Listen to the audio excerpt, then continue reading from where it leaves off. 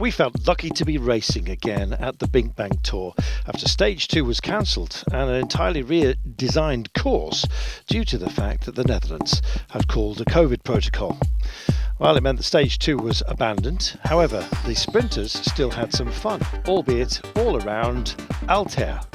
The course had to be taken 7 times, 7 laps on an extraordinarily technical run to the line actually. The golden kilometre out there to tempt. And it was a breakaway of 5 riders that decided to take it on. A couple of braces as well, 2 from Total Direct Energy and 2 from Alpecin Phoenix. Rickard and Rijsbeek from the aforementioned Alpecin, Total Direct Energy with Pim Lichtaert and Adrien Petit, with Kenneth van Rooij also only 10 seconds down from Sport Vlaanderen, both he and Jonas Rickaert, the 2 danger men out there.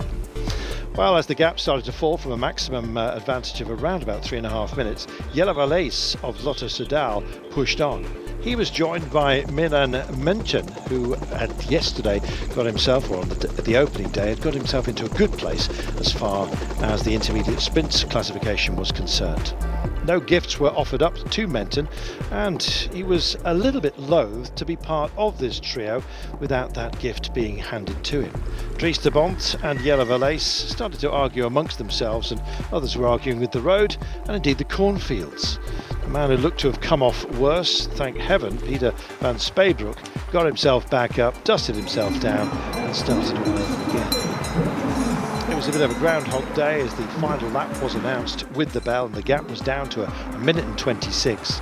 Would the break survive?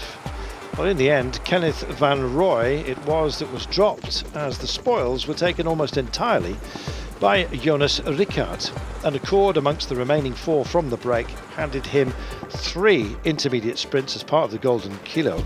As he was only 10 seconds down, his gap to the leader was cut to just the 1 second. Well, the sun came out, and so did Jonas Rickaert's desire to push on and maybe steal something dramatic on a day that was rapidly drying, but was about to get extremely busy towards the end. He was joined by Pim Lichtaert. That said, by the time we reached the dying kilometres of the race, the break was over. Jonas Rickaert was absorbed. A highly technical run to the line opened up. From about the 2 kilometre mark, you had to be in a good place. And once the chicane had altered and widened to a highway, just the last 400 metres, you understand, Ackerman released once again. He'd gone too early on day 1, same deal this time by, and it was the spoils between Pedersen and Philipsen who won the opening day that were shared. Pedersen took the day, nursing the red jersey but swapping it for a leader's jersey on count back on the intermediate sprints. He the new leader, with Philipsen falling into second place. So they'll be essentially swapping jerseys. It was a great drive for the line, a worthy winner. Time trial still to come, and of course the great Flandrian stage to wrap up a great race. 2 sprinters days then, no surprise then to find Mads Pedersen at the top of the rack.